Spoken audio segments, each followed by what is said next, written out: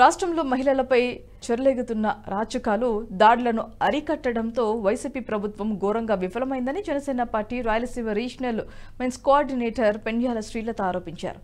మహిళలతో మాట మంచి కార్యక్రమంలో భాగంగా 22వ రోజు అనంతపురం అర్బన్ నియోజకవర్గంలోని సంఘమిత్ర కాలనీలో ఆమె పర్యటించారు.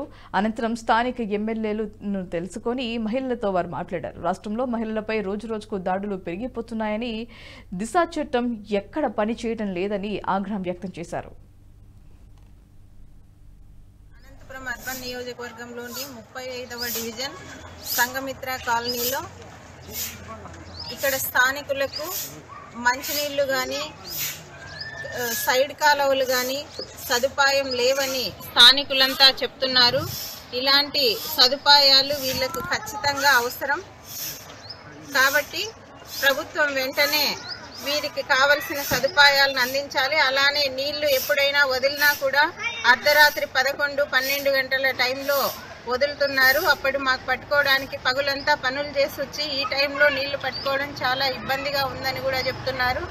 అలానే అభద్రతా భావంతో మహిళలకు రక్షణ కరువైన పరిస్థితి ఉంది. ఇక్కడే కాకుండా రాష్ట్ర వ్యాప్తంగా కూడా మహిళలు అభద్రతా భావంతో బతుకుతున్నారు. ఈ ప్రభుత్వంలో నిర్భయ చట్టం కానీ ఏ చట్టాలు పనిచేయడం లేదు. సక్రమంగా ఏ వ్యవస్థ పనిచేయని పరిస్థితుల్లో ఈ వైసీపీ ప్రభుత్వ పాలన ఉందని కూడా తెలియజేస్తున్నాం. 70% మంది మిస్సింగ్ కేసులు, మహిళలపై దాడులు, రోజుకు 50 మందిపై మహిళలపై దాడులు జరుగుతున్న ఈ ప్రభుత్వంలో మహిళలకు రక్షణ కరువైపోయింది. కాబట్టి ఈ గవర్నమెంట్ ఆలోచించి చర్యలు తీసుకోవాలి.